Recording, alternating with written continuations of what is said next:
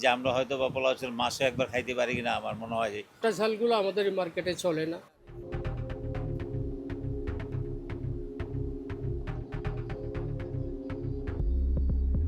তো এক সপ্তাহ বা 15 দিন আগে যেরকম ছিল চালের দাম ঠিক ওই রকমই আছে। এখন মিনিকেটটা আপনার বর্তমানে 3450-3500 টাকা হইলো মিনিকেট, ভালো মিনিকেট।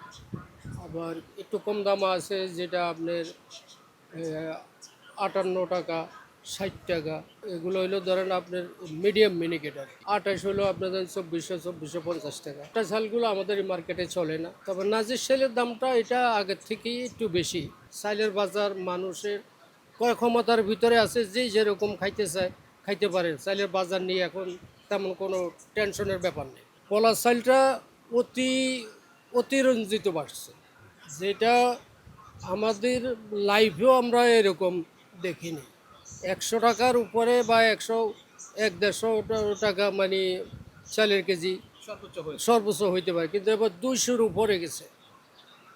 প্রতি কেজি চাল 200-র উপরে গেছে। তবে তার কারণ হইল আমাদের দেশ থেকে এক্সপোর্ট হচ্ছে। মিলার এবং কর্পোরেট কোম্পানিগুলোর সাথে কথা বলি নাই, কিন্তু আমরা শুনছি না বাইরে নাকি এক্সপোর্ট করে, এই জন্য পোলাও চালের দামটা বেশি। কিন্তু ইদানিং নাকি এক্সপোর্ট বন্ধ করে দিছে। এখন না বাজারটা স্থিতিশীল আছে, এখন বাড়ও নেই কমও নেই। সামনে কি হয় বলা যায় না, কারণ সিজন তো অগ্রহণের সিজন। অগ্রহণ মাস পর্যন্ত মনে হয় এরকমভাবে থাকবে।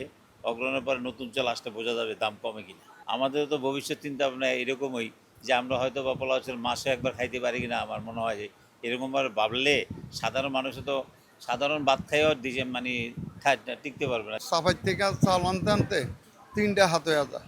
লাস্টে 3টে হাতের পর আমাদের হাতে পড়ে। তো আমাকে এরকম দেখা গেছে কি এই 4,000 4,500 টাকা বাড়তি দিয়ে আনতে হয়েছে এক এক বস্তায়। এরকম দাম বাড়ছে। পোলাও চালের মতো আর কোনো চাল এরকম বাড়ায় নাই।